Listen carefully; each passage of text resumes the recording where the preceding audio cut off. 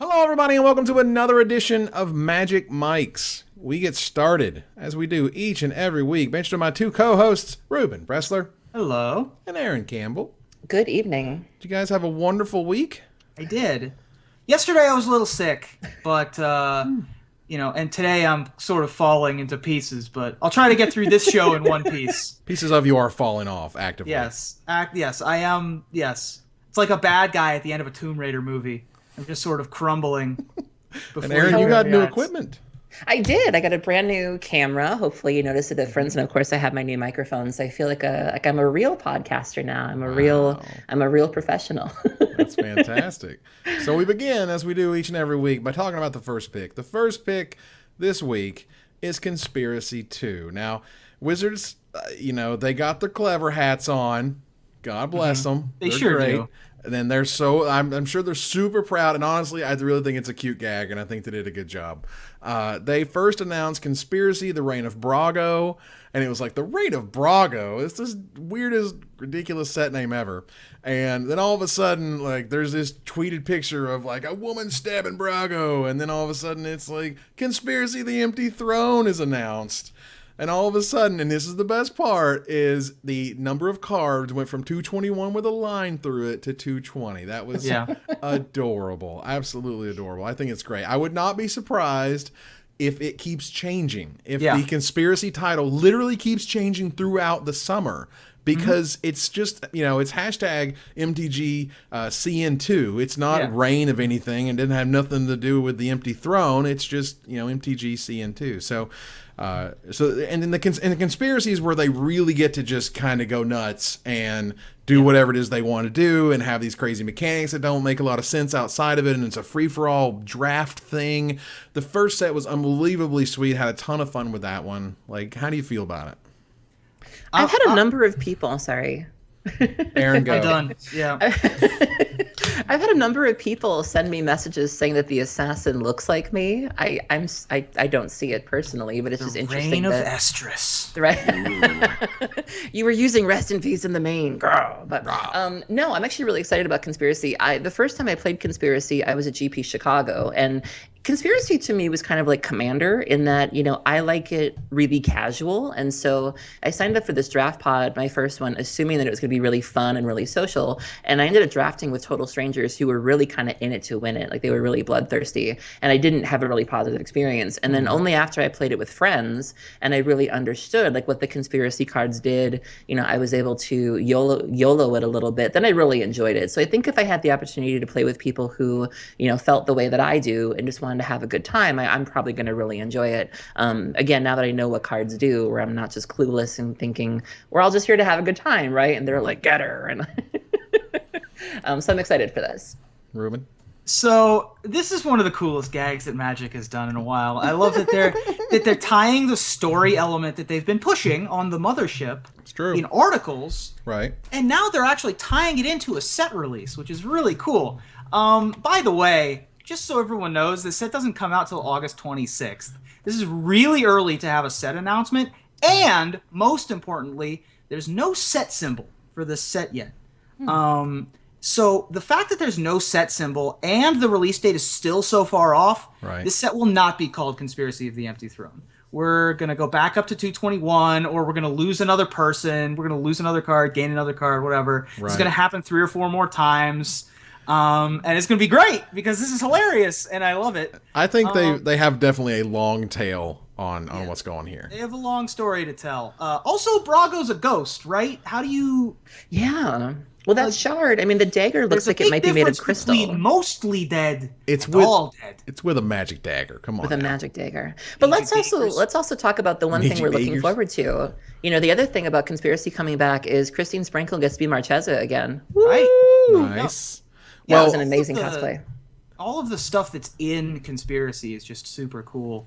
It doesn't have a huge impact on Constructed. We saw a little bit with Council's Judgment, but is that the right set? Yeah. Council's Judgment. Was basically the only thing that saw play in Legacy.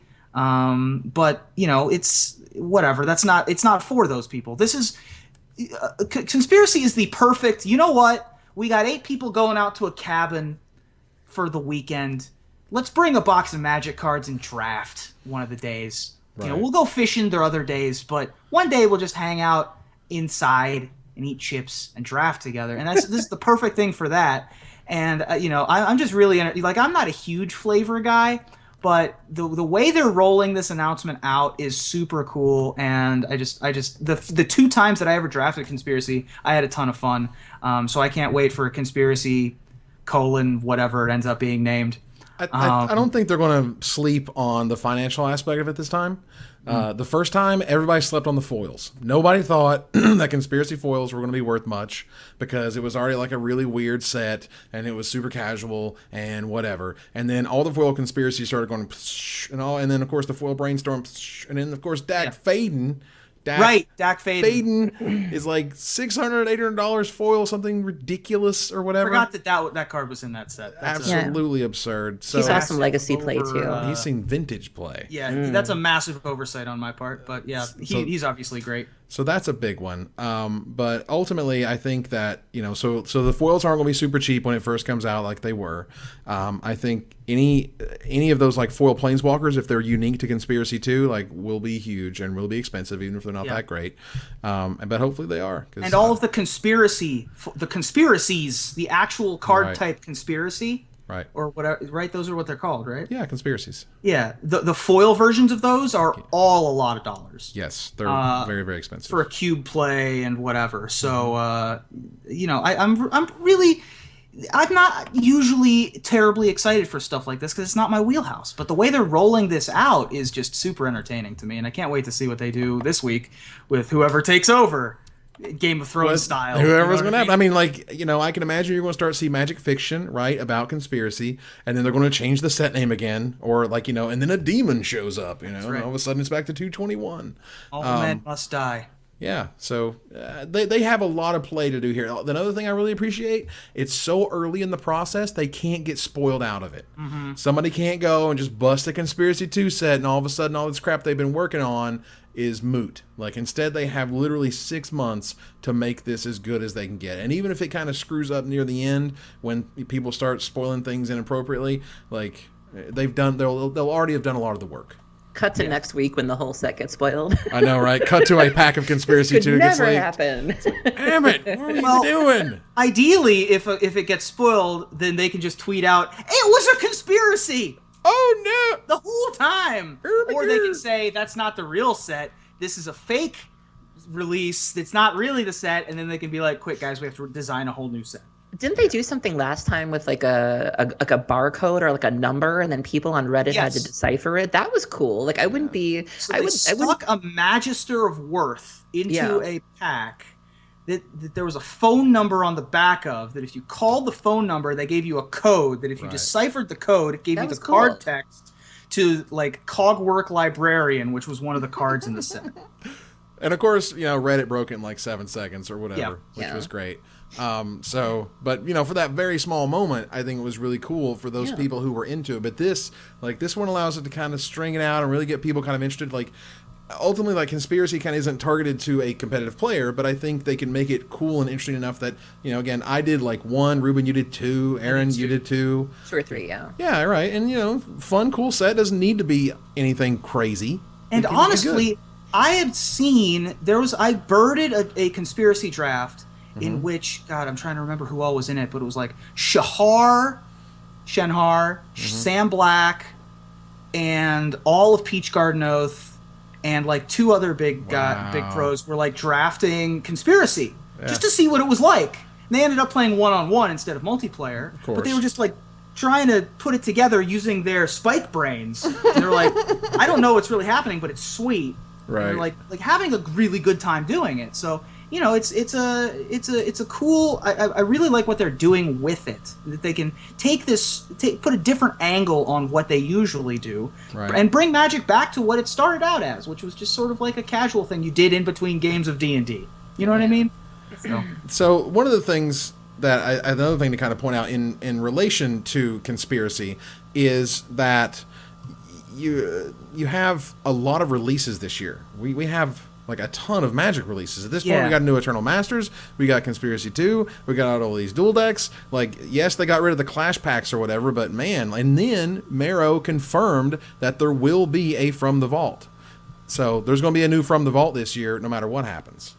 And That's interesting. I think that's cool. So, like, what could the next From the Vault be? You have From the Vault Angels, you have From the Vault 20, you have Dragons. Where are they going? Right. We were discussing before the show that the next logical one, in terms of creature types, they did angels and dragons, would be demons. But the problem is that if you do demons, like you already have the Grand Prix promo Gristlebrand, like what other demons are there that you really want to see that people are really clamoring for? So I suggested beasts because technically there hasn't been a printing of Arcbound Ravager as a beast. And you could put Obstinate Baloth and things like that in the set. But there's certainly a wide range of things that you can do with the various types of From the Vaults. I'm interested to see where they go with it. All I want is for the From the Vault foiling process to not be quite so miserable. They're never going to change that. It doesn't, hate like, it. if they haven't changed it by now. Evan, it's horrible. I'm not saying, am I arguing with you that it's not horrible? I'm telling you, they're just not going to change it. It, like, everyone's hated it from day one. They get super curled and super warped. Why would you do that? I don't know, but because it's the uber shiniest, they keep it. I don't know why they keep it. Aaron, why do they keep it? Aaron, help. Yeah, it's stupid. I mean, unless it's from the Vault Dredge, I really couldn't care. Wow. But if it is, I mean, in that case, I would want the best, I don't From the want vault, curling from the graveyard? cards. Yeah, then my interest is piqued, and then I agree that I don't want the crummy foil system as it stands now. I want the best for the best deck. From the Vault Graveyard might actually be a thing. You could have all the various, not just Dredge, but you could do like a reanimation spell. You could have some zombies. Yep. You could have like a Lord of the Dead kind of card. And let me spoil it. Like when From the Vault Angels came out, they gave Heather Lafferty an angel because she's notorious for being an angel, and beloved for being an angel. And it's like hook me up with a spoiler. Come on, From the Vault, from the Graveyard would be an interesting hook me up spin on it. yeah, From the Vault Graveyard. Doesn't like mean that. From the Graveyard, just Graveyard. Sure, From the Vault Graveyard. They already did Graveborn, which I guess sort of spoils some of that, but a lot of that was reanimation centric. A lot of that was like reanimation targets and other things. I have premium most of those deck cards, series, by the right? way. Right, that was premium deck series. Yeah. That was slightly different too. So Sure. they could definitely, there are some things that they could do in premium form that have not been printed before. The first card that came to my mind was Bazaar of Baghdad, which I think is on the reserve list, which we would have to get to later. Sure it is. So we'll get to the reserve list later in the episode. Oh my God. Aaron, you want to talk about Vintage Dredge again? Let me tell you something. So I was watching there was the vintage tournament that happened on the East Coast, Eternal Weekend, I think. I don't think it's the official term for it. Yep. And I had never seen Vintage Dredge before. I'd never seen it in action. And I literally got tears in my eyes watching it. It was the most beautiful thing I'd ever seen. And I was just like, like I got short of breath and I couldn't believe it. It was beautiful. Like, oh my God, this is how Magic is meant to be played. Took a screenshot, made a Facebook post. I forget who was playing it yesterday during the vintage, the vintage. What's that thing called? The vintage series or the league? Yeah, the super. Yeah, the league, the vintage super league. That's what it's called. Randy Bueller, I think, was playing it. Randy Bueller was playing it. Yeah, it's also a gorgeous played it thing. It's a gorgeous engine to watch. Nice. He also was playing in the. They've been doing these no ban list modern streams, right. Mm-hmm. And Randy was also playing Dredge for that. And he was playing against Affinity, and Affinity had the Disciple from the Vault or Disciple of the Vault, and then Randy had his little clunky engine with like Fate Stitchers and Chrome Mox and things like that, and that was beautiful too. Where it's just like, oh my God, like my soul. That's fantastic. So we're going to go from our first pick. We're going to go infinite. It's time for a little thought experiment. On Channel Fireball, there was a wonderful article that was posted by Mr. Steve Guilherme. Is that right? Guilherme. My apologies. So Steve Guilherme. Because I'm country.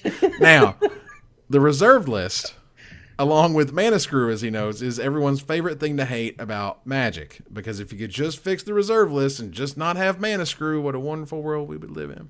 Yeah. So there have been many articles and many discussions about the reserve list. I thought there was something very interesting about this one.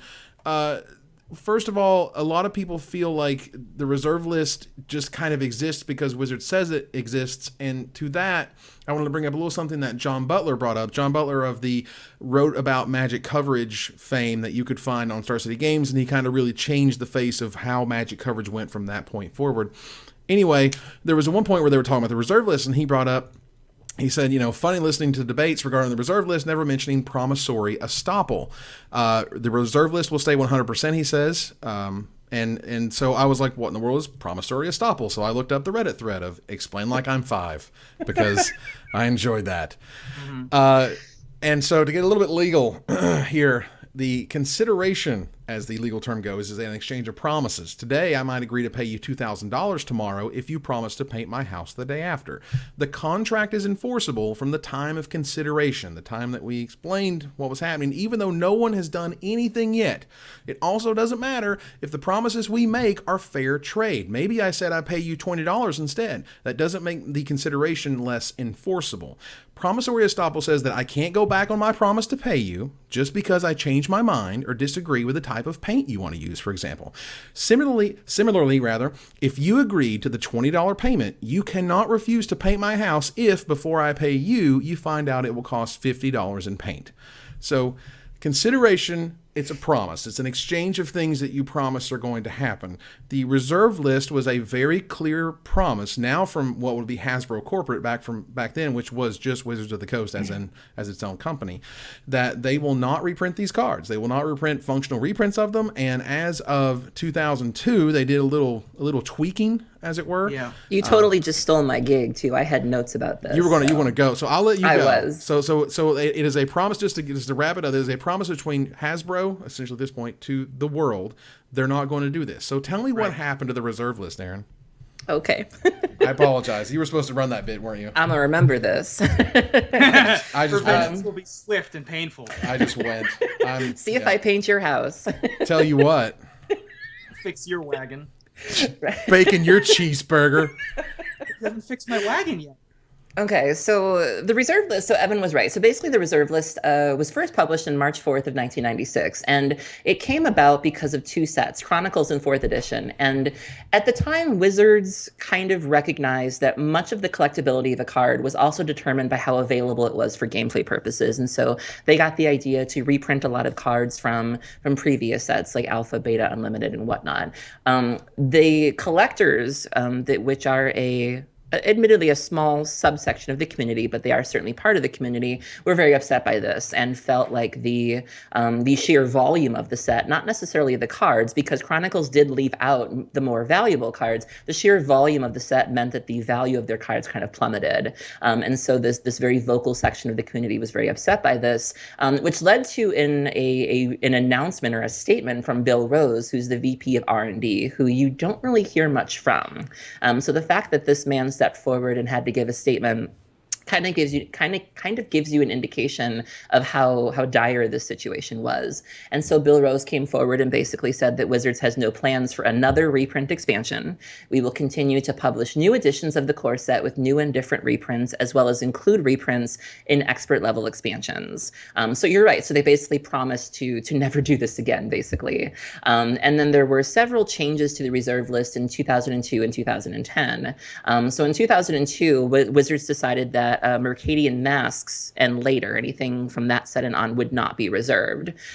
Commons and uncommons from Alpha and Beta were also removed from the reserve list, and then no other cards were removed except for one, Faraz's Ban from Homelands, because it was perfect. Going deep here, because it was accidentally reprinted in 5th edition, and then it was removed because of the whoopsie. And then in 2010, Wizards amended their policy to include premium cards as well, meaning that cards on the reserve list can't be reprinted as judge foils, pre-release promos, and things like that. And as it stands right now, the list includes cards all the way from Beta through Urza's Destiny. And this is, like you said, this is basically them promising to never reprint these cards again, as a nod to the collectors of the community.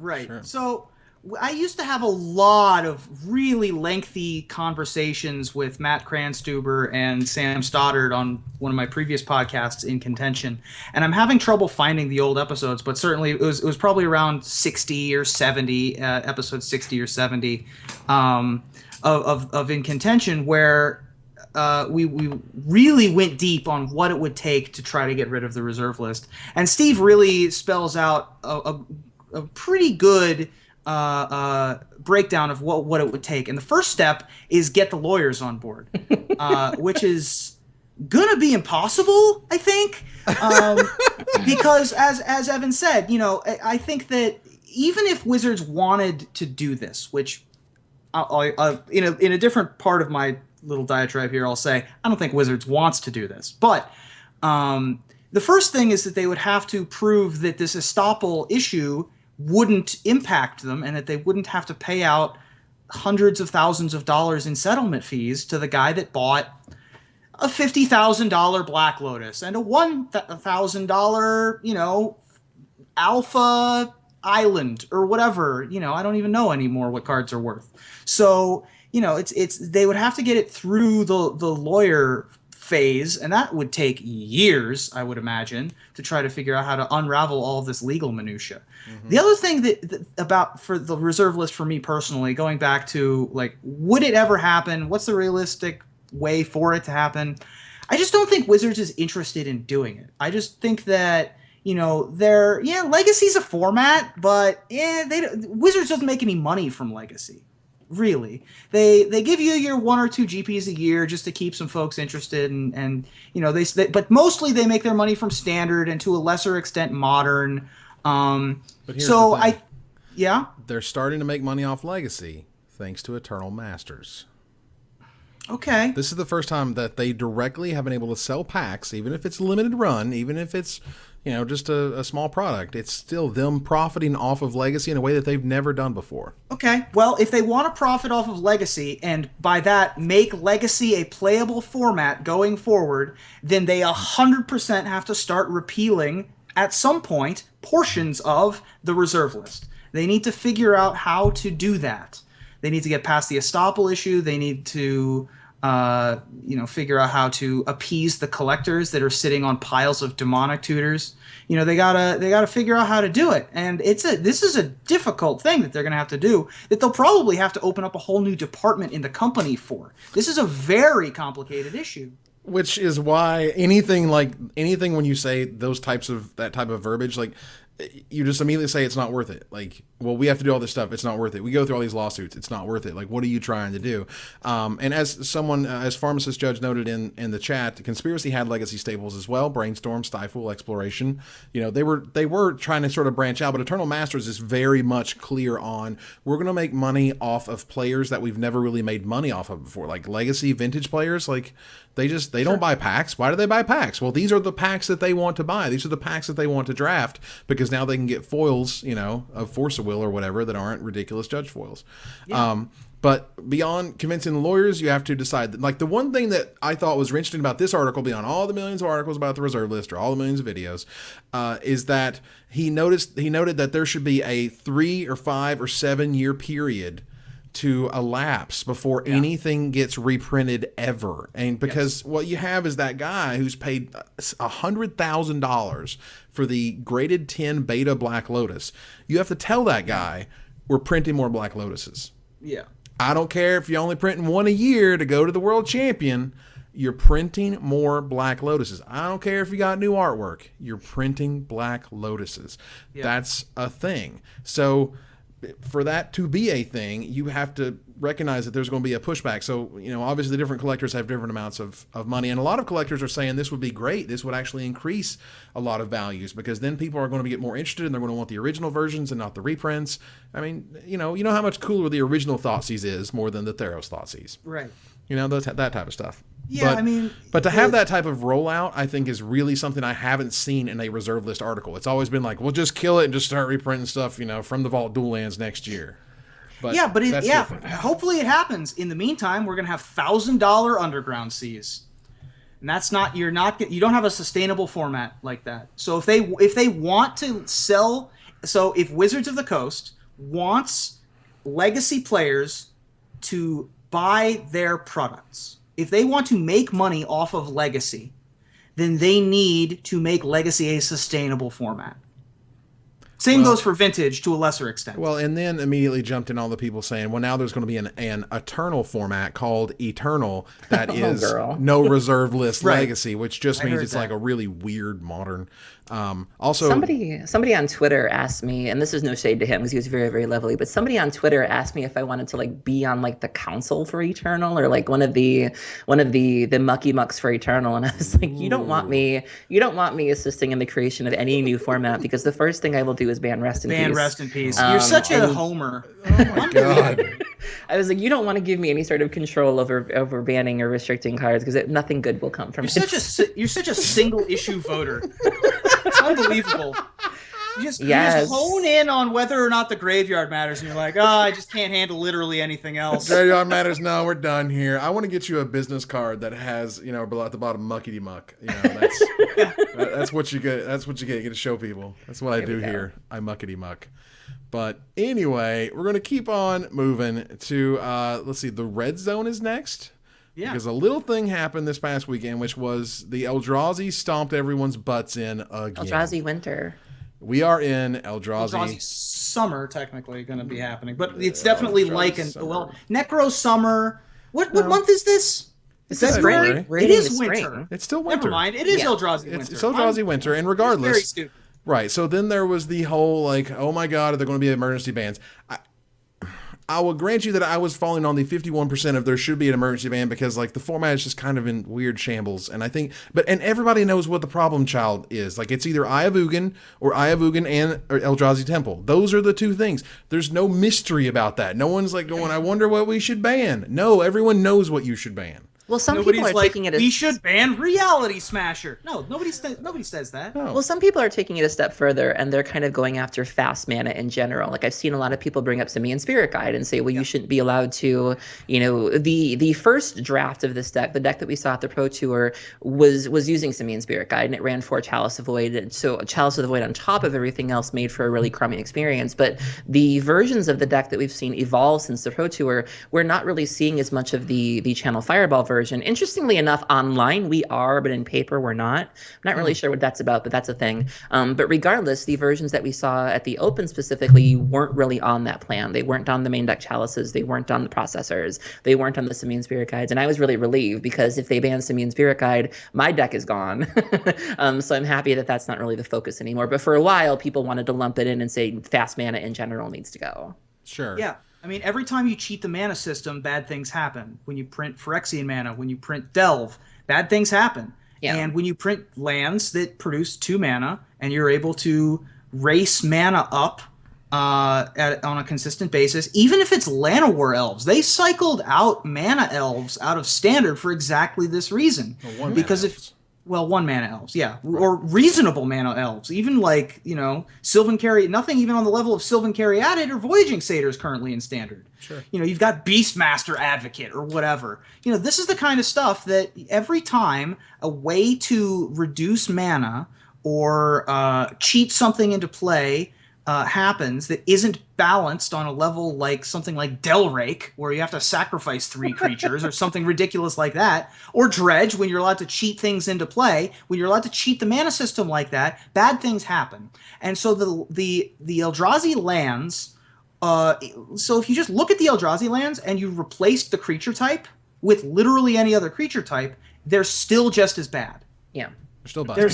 If you replace them with Sliver or Angel or maybe it's not so bad if you print Cobalt, but you get my point. You get away with Eye of Cobalt. Don't give the brewers any ideas. Any reasonable thing that you could have done, it makes it so much worse when you cheat the mana.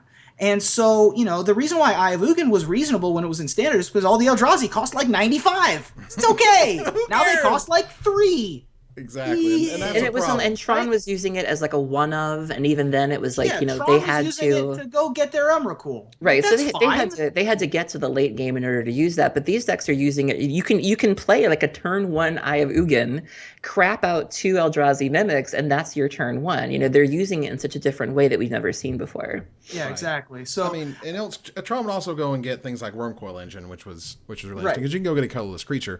But there I've was Eye of fast Ugin mana. for a Spellskite before. Of course you have. I mean, the girl. original fast mana was, Grim Monolith. It was Tolarian Academy. And when you lived in those times and there was actual combo winner, you can go back and watch the Forgotten Lore. I've done many on the Urza's sets and I'm going to finish them. But regardless, I did one on Urza's Legacy. And the Memory Jar was in that set, and Memory Jar is the only card to ever be emergency banned, to the point where Forsyth noted, I wish they hadn't, I wish Wizards had not emergency banned anything, because now it created some sort of precedent. Maybe they're never going to do it again ever, but it did say that there was a point in time in Magic's history where it was okay to ban a card in that fashion. It put it on the table. That is correct. So when you do something once, it shows that you can do it again. Right. Whether it's correct to do it again or not. Yeah. So Memory Jar was broken by Eric Lauer and Randy Buehler. Eric was not going to go to the GP. I think it was GP Vienna. And instead bought a last minute plane ticket because he's like, we broke it. Let's do this. And they both made top four. They didn't win the event. Memory Jar did not win the event, even though it was legal. GP Kansas City the next weekend. Everyone knew about Memory Jar, and everyone was prepared for it. This was a deck that actually could probably have been hated out of the metagame because everyone started playing main deck Arcane Laboratory, which, if you don't recall, it's a blue and 2 colorless enchantment that says each player can only play one spell a turn. Why? Because they were windfalling into, drawing their entire deck. Playing 45 spells, and doing crazy things that were really unfair. And Memory Jar would just let you draw 7 cards, and that's dumb. Maybe it wouldn't be right to let it, run its course, but we're literally in that situation.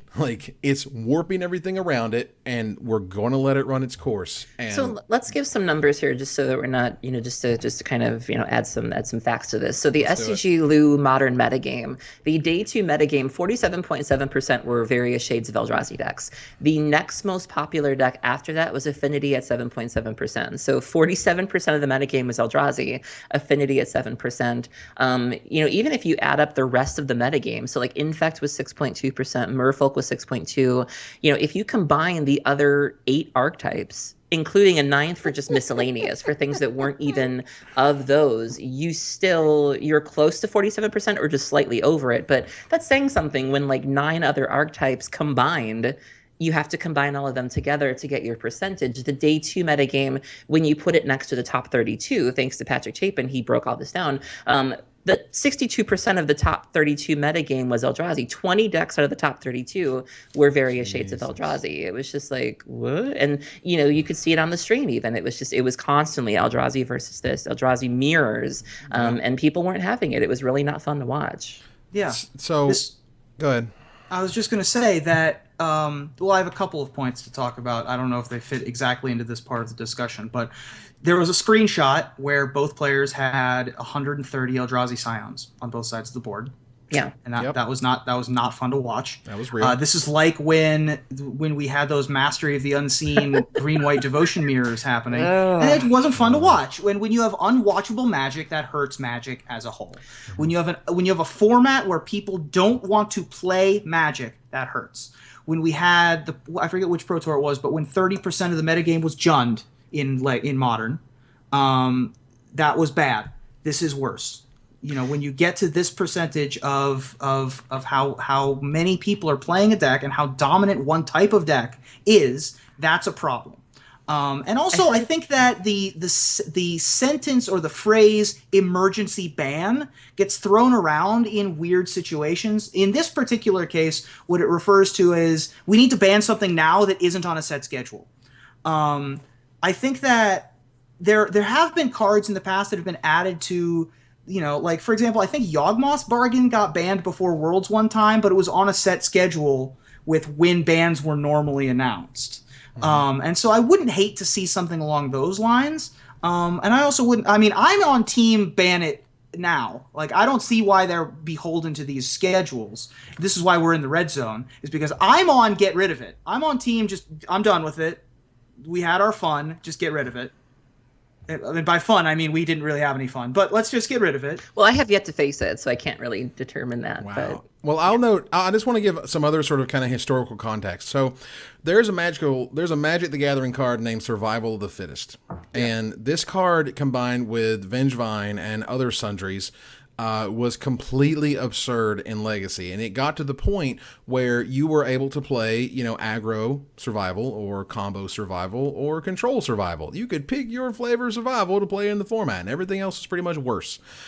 And it got so bad, and it got to the point where it was banned. And when it was banned, all that went away, and everybody was really happy about it. But here's the difference. When that happened, through the series of many, many weeks over the course of months or what have you, it was a gradual thing. It was, oh, wow, Survival's doing well. Oh, wow, Survival's placing really highly. Oh, wow, Survival's being, played this way and this type of deck and this type of archetype.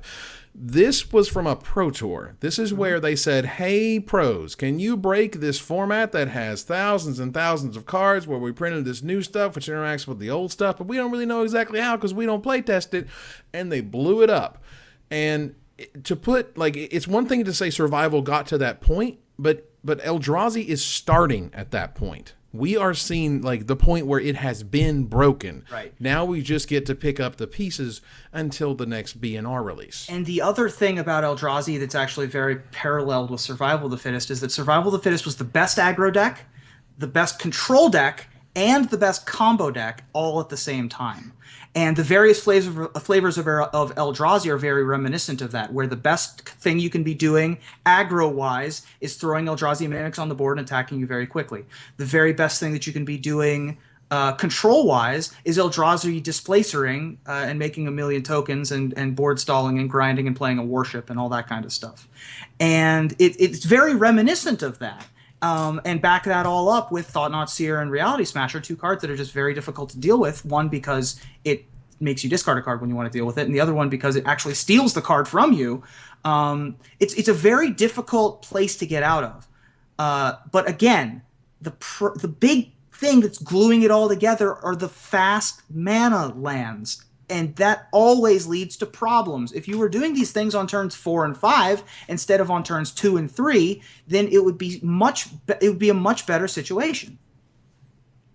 Aaron? Okay, so I'm gonna agree with you on one thing before I disagree. So the young man who ended up winning the Open, I read that he was playing Affinity, who people are saying is the hero of the format. A rumor has it that he faced Eldrazi 7 times in a 15-round tournament, and it's just like, oh, all right, you poor thing.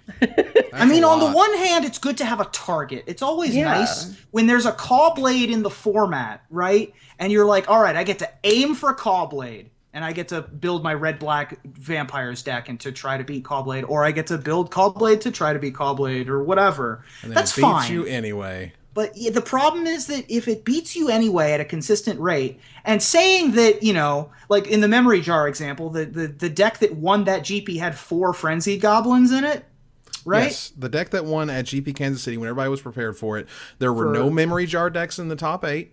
And the deck that won was mono red that had 4 Raging Goblin, and in the coverage they were touting that Raging Goblin that did good work all weekend. Okay. Your 1/1 haster, ladies and gentlemen. Sure, whatever. Right. But that doesn't mean that the format isn't ruined. That doesn't mean that you fixed everything. We did it! Something that wasn't the horrible thing that 40% of the metagame was playing didn't come in first. Hooray! I mean, I don't really? know. That's our victory condition? Well, I don't even know what percentages they were because coverage wasn't that good. All I have I'm is bringing one it little back to write-up. Today. Yeah. Today, Affinity won the tournament. Hooray! That means that 40% of the metagame and 50% of the day 2 metagame, that's not a problem. Well, I don't think it is yet. And I'm the villain of this show, and I'm totally fine with it. We're going to disagree on this.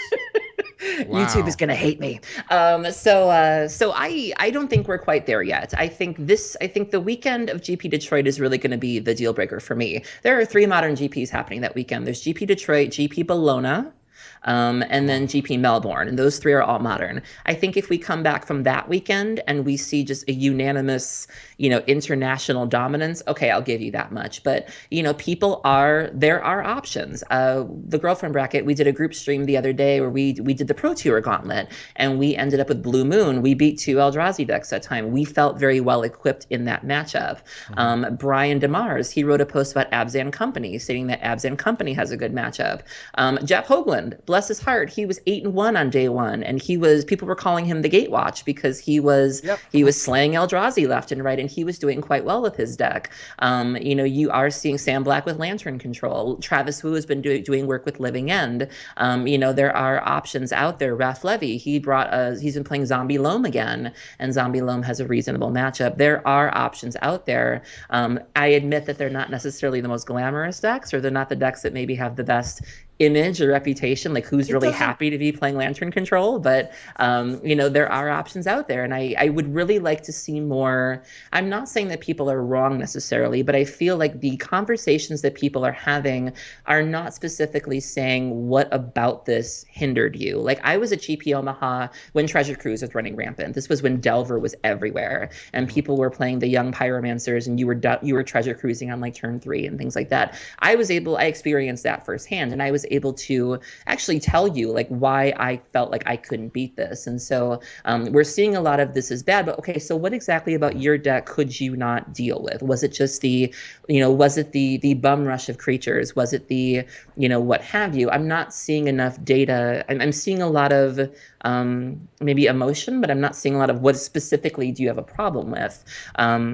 And I'd really like to see more of that. I'd really like to say, this is what I took, and this is why I felt like I didn't have a chance. I actually have never faced the deck, so I do feel kind of far removed from all of this. I've played in 2 leagues, 2 FNMs, regionals, and I've never faced it. You played it in the gauntlet. But we did, but I mean, me personally, with my deck as an ad nauseum player, I've not faced it. Yeah, sure. So I do feel a little far removed from the conversation. But as a whole, I would like to see one more weekend. Like, if that weekend comes back, okay, get rid of it. But just not. Look, all right, we got to keep moving. We got to keep moving. No. I got one more thing to say. Go. Evan, I got one more thing to say. There are 2 GPs this weekend. One's in Melbourne. Australia gets like 1 GP a year, and this is the format they get. Good, thanks for playing, Australia. The second thing is that GP Detroit is happening this weekend. No, that's actually next weekend. All 3 are happening the same weekend. Next weekend, not this weekend. Not this weekend. Next weekend. I apologize. Next weekend. Yeah. My roommate, Eric Froelich, was originally planning on going to Detroit. He is not going because of this format. Yeah, the format's broken, and nobody wants to play it, and they're going to let people suffer. Like, why would you make people not want to play Magic? All right, so but we're going to gather. But no one's telling them they can't go. That's them actively choosing. I'm excited about this. Are they really saying that? We're running out of time. Gather the townsfolk. We're going to talk about MTG artists getting to make playmats. First, I got to say on the playmats thing, on those 3 GPs, Melbourne gets the Rebecca Gay, Sarah Angel. The GP Detroit gets Ancient Grudge. Okay. GP Bologna is the most stacked GP playmat thing I have ever seen. I am telling you, I've literally and worked in the industry, Eric Rubin, and they have Hangerback Walker, they have Gifts Ungiven, and they have Aethervial. They have 3 playmats. Everybody else gets insane. 1. And how insane are those playmats? If anybody's listening, I will do just about anything for that Gifts Ungiven playmat. So get in touch with me if you can get your hands on that playmat. Yeah, the Gifts Ungiven playmat is nice. All those. I mean, Ancient Grudge is stupid, but whatever. No, I mean, the Rebecca Gay is really nice, so that's a really cool one. Yeah, that one's the cool one that I'm actually like the most. The Gifts Ungiven though, man, dude. Yeah, Gifts Ungiven. But again, nice. Hangerback Walker, amazing. Like Aethervial, which art fantastic. Which Aethervial art? Original? The new one. New one. Yeah, I wish it was the old one, but it's the new one. And it's not that it's horrible. It's just like a dude's face. I don't really like dude's face playmats. But the other 2, absolutely unreal. Anybody's like large face, like any large face on a playmat always kind of feels weird because then you're just, like if you got a dazed playmat face with just Gerard staring up at you like it's kind of weird. So anyway, our actual Gather the Townsfolk is talking about MTG artists gaining playmats. Mike Linneman announced on the site that I manage, gatheringmagic.com, you should check it out right now, today, that the artists Magic the Gathering artists are able to print art from their archive, basically. Magic artists have not been able to take the art that they made and print playmats of them to sell at GP events, conventions, or online. The exclusive license to do so is owned by Ultra Pro. However, they can now make those playmats. They have to go through Ultra Pro, but they can still make them, thankfully, which is great. And so, artists have to purchase them. So we won't see every card on a playmat. Honestly, you don't really want to see every card on a playmat. But if you see artists asking which art that you, the fans, would want, they're polling people. A lot of the artists, in particular your favorite artists, may be polling people right now on their Facebook pages, on their Twitter feeds, to ask people, what, where should I invest my money? Because the artists have to purchase these things in order to resell them. How should I invest my money in order to make playmats that you guys want to see? So there's a lot of really exciting stuff going on with, I believe it's Noah Bradley. I've heard that word going around. There's John Avon's talking about it. Therese Nielsen's talking about it.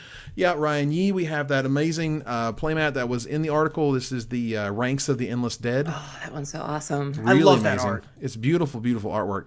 And so this is a pretty huge sea change. Now, I don't know if the market all of a sudden is just going to get flooded with infinite playmats of Infinite, but what I'm actually more curious about is if this pertains only to things after 5th edition, because everything changed at 5th edition. Everything, artwork used to be, the artists used to be able to pay some sort of royalty, I believe it was, or some other kind of setup, and then they went to contracts where, you make a piece of art, here's some money, and we'll see you later.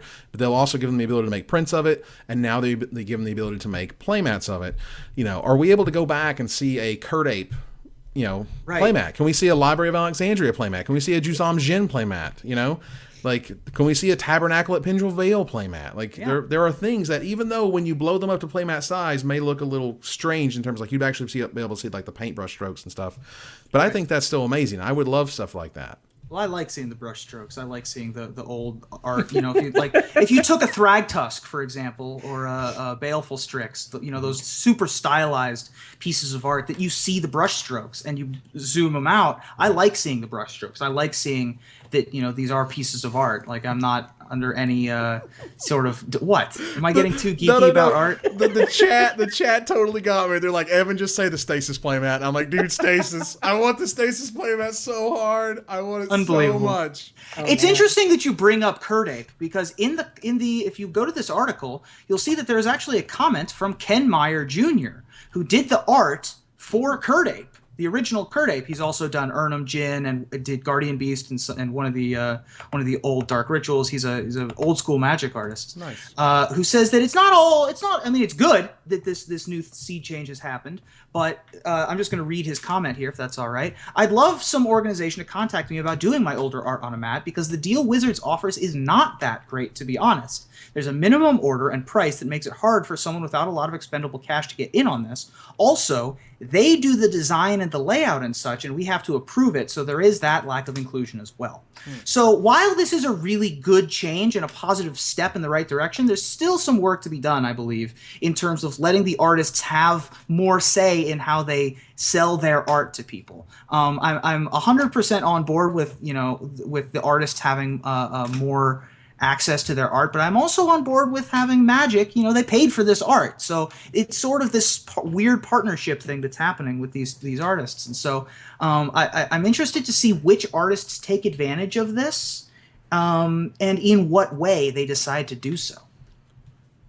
Yeah, I was happy to read about this. I remember Peter Moorbacher had written a post a short time ago basically detailing why he was cutting back on his work with Magic. And one of the reasons that he listed was the fact that, the artist does kind of get shafted on this a little bit, where, he had made these playmats with these gods, and then, Ultra Pro made the official playmats, but he didn't really see much of that. That was a deal that was brokered between Wizards and Ultra Pro, and he implied that he didn't really see a cut of that, and that, he wanted to kind of make up the difference by releasing his own mats, saying, okay, well, if I can't get anything from this deal, I'm going to make my own mats with these cards. And Wizards was like, no. And so he was rightly upset about that. And he talked about how what part the artist plays in those business deals. And it didn't sound very good, to be quite honest. And so, it was really nice to see this. And it was nice for Mike to give props to the people that are trying to change things. He named people like the art directors, like Jeremy Jarvis, Don Muir, and Cynthia Shepard and Mark Winters, to show that they are thinking of the artists, at least, that they're not, completely shafting them, for lack of a better word, but that they are trying to help artists earn better rates and get better licensing deals and get their contact information to tournament organizers. And this is just a good thing all around. I'm not really playmat girl, but when I do see a nice playmat, I like Gifts Ungiven. I would totally get on that. There was an Icarid playmat. I would leap on that. An Elish Norn playmat. I'd be all over that. Sure. This is just a good thing all around, and I'm just excited to see this. But, all right, so here's another question, and I hope that Wizards and/or Ultra Pro are either listening or don't screw this up. So A or B, guys, A or B. When you're printing a card that was originally vertical, let's just say like an unhinged forest or something, don't print it sideways, okay? I just want to lay that out there. Just want to lay it sideways because, well, it's a vertical card. It should be a vertical button. Like, no one wants a vertical playmat. That's not how it works. I know you're going to be cutting a thing up here and a thing down here, but no one wants a sideways playmat. At least best I can. Again, I don't even know if they're doing it that way. I hope they don't. I know it's going to cut all off of the some Eldrazi. Every Eldrazi card, if you look at an Eldrazi card, it's got like the rest of the art is underneath the text box. Right. Yeah. So that's a problem in recently printed cards. Well, I think given how people feel about Eldrazi right now, I think there'll be. I don't see people clamoring every for an Eldrazi planeswalker that's ever been printed. Sure. Look, man, if there was an Eye of Ugin playmat that existed right now that was being sold by the artist, it would sell. People would be excited about it. People would buy it. They'd want to represent in that regard. Or if there's an Arcbound Ravager playmat or whatever, I think there was one for maybe Modern Masters, but is there one from Darksteel?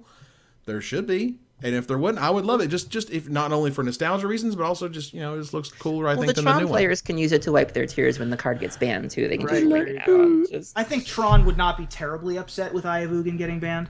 I think they'd be I don't know. Tron players are pretty angsty. And then they would play it. Then they would use it. Okay. They would play it ironically for some amount of period thereafter. Right. I think that we've had a couple small discussions about the relationship that Magic has with their artists, but we haven't really had any super deep conversations about it. They've made a lot of good steps recently towards treating their artists better, because some of their super classic artists had been stepping away from Magic for various reasons, and a couple of the changes that they've made recently that are spelled out in the article here. That they've raised their rates by 20%, their pay rates by 20%. They've increased the amount of WotC-owned artwork that they can use in their art books from 25% to 75%, and they've increased the number of artist proofs that they receive by 55%.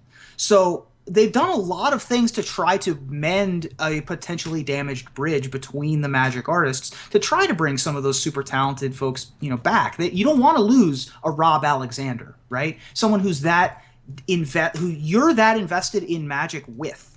That he's synonymous with a certain type of card, and if you lose that kind of person, then you're sort of risking losing part of yourself, and by yourself I mean the game. The game is risking losing part of itself by not maintaining these relationships with Therese Nielsen, with Noah Bradley, with these artists that have become synonymous with Magic. And so I'm really excited. On the one hand, I'm really excited that Magic is making a concerted effort to respect their artists more. But on the other hand, as I said with the comment lower below the article, they've still got some work to do. Well, and I'll also note that I was proven there is an Eye of Ugin playmat. I actually brought it up. It's on the screen right now. There is that kind of ugly life counter thing on the right hand side that I really hate all the time. Yeah. But there is one. It does exist. So I was proven incorrect there.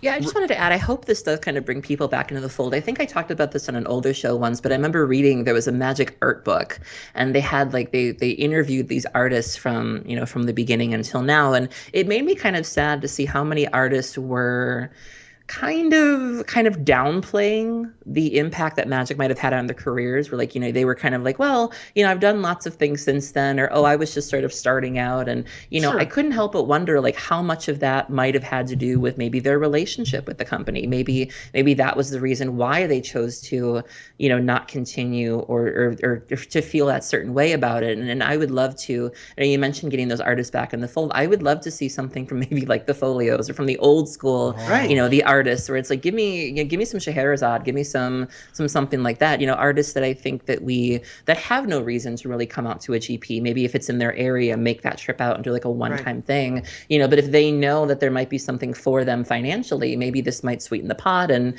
I would love to see some of those faces come back. Where you're like, remember that card? Yeah, and like Phil and Kaja Foglio. Oh my god! Yes. Oh my god! They Their are stuff was brilliant. my favorite when I was a kid, man. When I first started playing, loved it. Every last bit of it was amazing.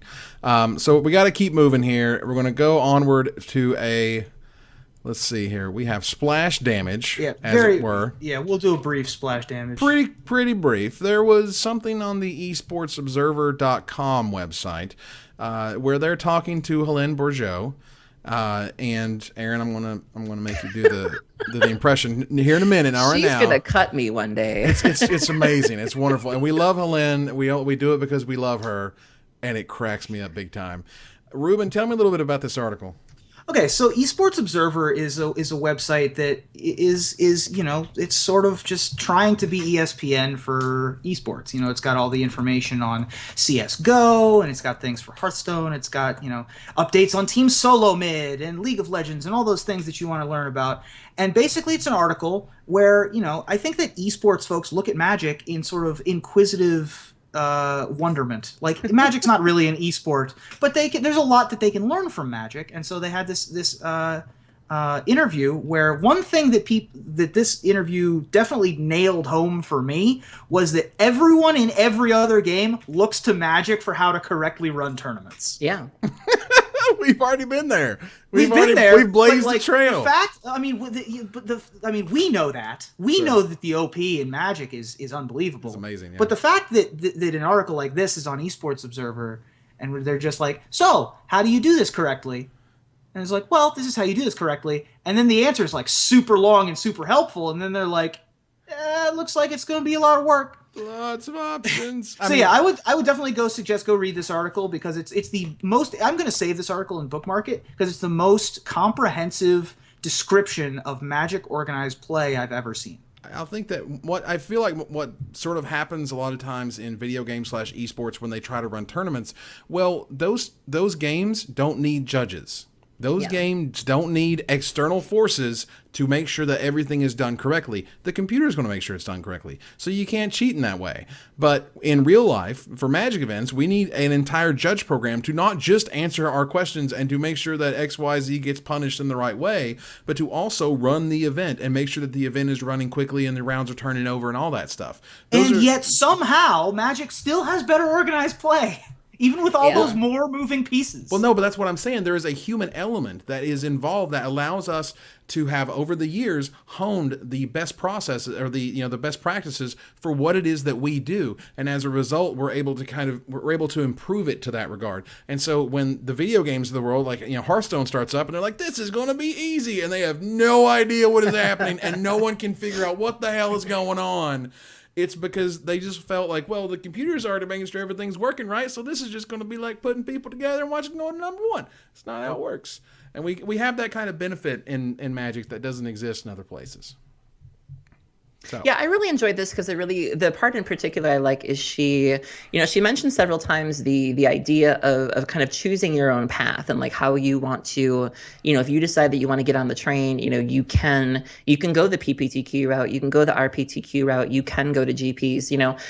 From playing World of Warcraft, I definitely look at things in sort of a tiered perspective where it's like, I learn by kind of, setting a goal and then meeting that goal. And then, so like I started off at FNM when I first came back to Magic, and it was like, okay, I feel like I've done as well as I can at FNM. What's next? And so there's this. And, I remember when I first came back to the game feeling kind of lost because I didn't know what was next in the process. And I think she laid this out really well, where it's like you go from PPTQs to RPTQ, you win that, you get on the Pro Tour, then you GP Pro Tour, and then there's Worlds and there's things like that. And I felt she did a really good job of establishing that ladder so that if people do want to kind of attack it that way, or they just learn better that way, they have sort of this flow chart instead of going, well, I'm doing well at FNM, what do I do next? And then you're just sort of going, you're going to like a World Magic Cup qualifier, and you're like, oh girl, that's not where you want to be. And so just kind of setting people on the right path was really cool.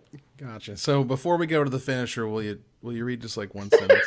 I can't help it. I know I'm that guy. So I do this really bad impression of Helene, and I have this image of her like waiting for me under my car, and like she's gonna slash my ankle one day. She's totally gonna come for me about this, but with all of her rings, she's just gonna cut me. But so I couldn't help but read this in Helene's voice. So it's like, I am director of global organized play. My team is in charge of the structure of tournaments and events for Magic the Gathering, and telling you she's gonna come for me. If I turn up missing at a GP, it's because Helene found me. You're She's wonderful, and we love you to death. You're great. Helene's, and we just said that organized play, like it's the organized play for Magic is the best ever, and the worst that she gets is a bad impression of hers, and it's all right. Fair enough. So we're going to round our way to the finisher as we do each and every show.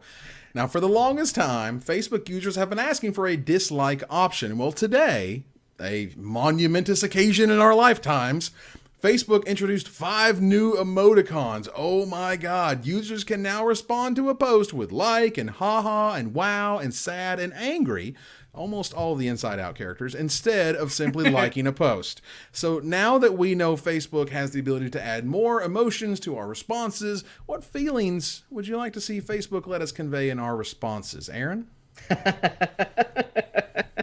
Oh, man. I'm looking forward to responding with the eggplant emoji for when I think the person making the status is being a dick.